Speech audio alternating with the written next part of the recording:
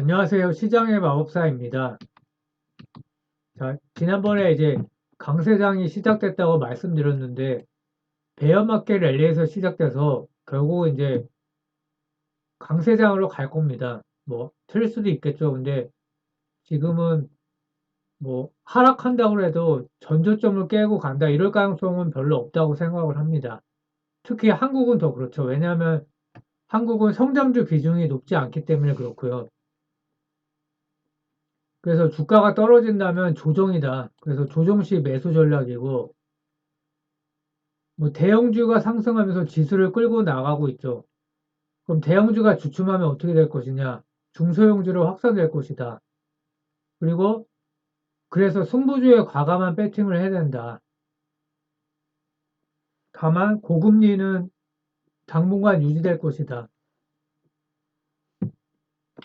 CPI가 떨어졌다고 해서 인플레를 확실히 잡아야 됐기 때문에 뭐 갑자기 금리 인하를 하고 이럴지는 않을 것 같고요.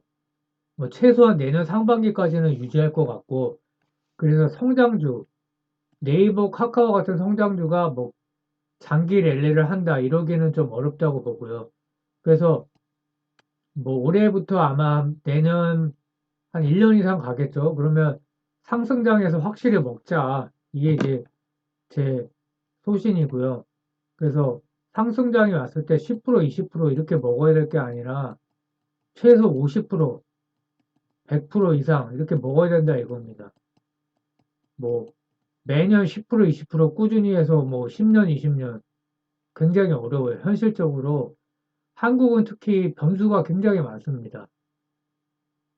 그 반도체라는 사이클 업종 자체가 뭐 중소형주까지 다 주가를 끌어내리기 때문에 확실히 먹어야 되고요. 그리고 통계적으로 상승장이 하락장보다 길다고 합니다. 이런 거는 뭐 제레미 시겔 교수 같은 책을 봐도 나와 있고, 뭐 여러 이렇게 유명한 투자책에 보면 다 이런 내용이 있고요. 그래서 지금 뭐 지수 ETF를 사도 되고요. 그 코덱스 코스닥 150 레버리지가 어저께도 많이 올랐습니다. 그래서 시총 상위주가 가다가 이제 중소형주로 간다. 그러면 중소형주 중에 극도의 저평가 종목들이 있습니다. 오늘은 이제 신세계 IH인데 제자리로 갈 겁니다. 뭐 좋아서 간다기보다 제자리로 가는 거죠. 그래서 극도의 저평가 종목이고 적정가를 저는 주가로 한 2만 원 근처로 보고요. 이게 분할 전에는 이제 20만 원이었죠. 시총으로 보면 한 3,200억 정도까지는 간다. 그리고 최근에 3분기 기준으로 보면 현금이 또 엄청 늘었습니다. 신세계 라이브 쇼핑을 양도하면서 현금성 금융자산이 거의 1,400억 정도 되고요. 현금성 자산하고 뭐 이렇게 금융자산을 합쳐서 제가 이제 용어를 이렇게 쓴 거고요. 그래서 시총이 2,250억인데 현금이 이렇게 많다. 말도 안 되죠. 한국 기업이니까 이런 저평가가 있는 거고, 저평가가 있을 만한 요인은 있죠. 화가 나는데. 그래서 충전소 매출이 본격화하게 되면 전고점 28,800원에 도전할 수 있다. 단기 박스권 상단은 2만 원이다.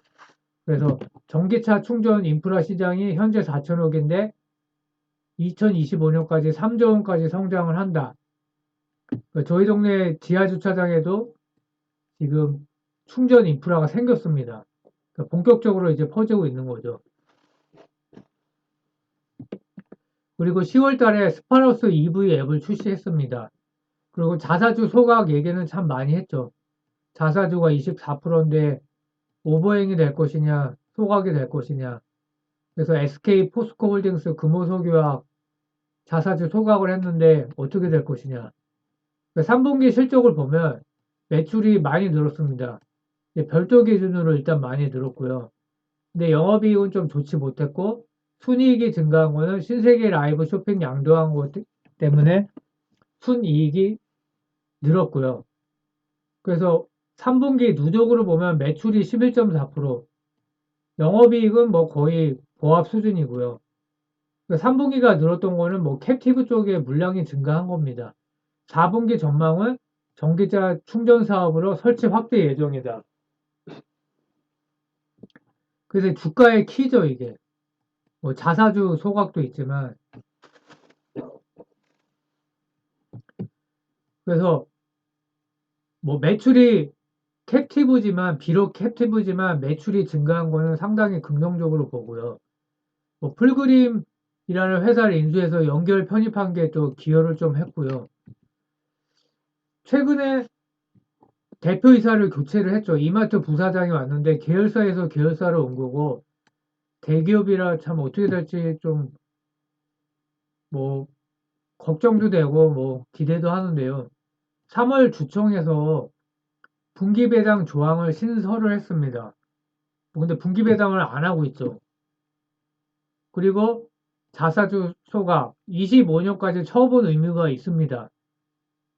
근데 소각할 것 같지는 않아요, 솔직히. 처분하는데 일부만이라도 소각하면 다행이고요. 분기배당 언제 할 것이냐. 3분기 현금이 대폭 증가했는데 어떻게 쓸 거냐. 그리고 최근에 또 금투세 도입 얘기가 나오고 있죠. 중소형주 큰 타격이 예상되는데 참 정치인이 참 멍청해서 이런 정치인들은 퇴출시켜야 된다고 저는 생각을 합니다. 레고랜드 때문에 난리가 났었죠. 영국 총리가 또 영국 총리도 그때 큰 사고를 쳤었죠. 그래서 정치인이 인기 때문에 이런 행동하는 걸 막아야 되고요. 수급이 그래서 좋아요. 너무 싸니까. 그리고 그 신세계는 뭐 롯데, SK 네트워크스에 비해서 전기차 충전 사업 행보가 부진하다. 그리고 SK 시그넷이라는 코넥스 기업이 있는데 지금 뉴스가 나오면서 이제 수출이 한 7, 80% 되는데 미국에 이제 진출해 있으니까 주가가 잘 갑니다. 근데 신세계 INC는 내수 기업이라 뭐 주가 반응도 거의 없는 상태고 다만 적정가 회귀까지는 무난하다 이렇게 보고 있고요. 적정 주가가 어떻게 될 것이냐 이제 출처를 제가 밝히지를 않았는데 아이투자입니다. 여기가 적정가를 대략 2만 원 정도로 보고 있습니다. 뭐 순자산에서 5년 평균 PBR을 곱하고 뭐 야마구치 요헤이의 방식을 적용해서 뭐 사업 가치, 재산 가치 뭐 이렇게 구해서 한 건데 제 생각도 비슷하고요. 다만 현금성 자산이 지금 엄청나게 늘어났는데 뭐 분기 배당을 하고 발당을 확대하던가 그걸 안 하면 M&A를 하던가 이래야지 계속 갖고 있으면 참 주주 입장에서 답답한 거죠. 그 자사주 또 소각 여부가 중요하고요. 그래서 부채 비율, 뭐 현금성 금융자산 엄청나기 때문에 재무 구조는 뭐 완벽하고요. 그래서 뭔가 주주 친화 정책이 나오던가 M&A를 하던가 그런 뭐 변화를 한번 기대를 해 봅니다.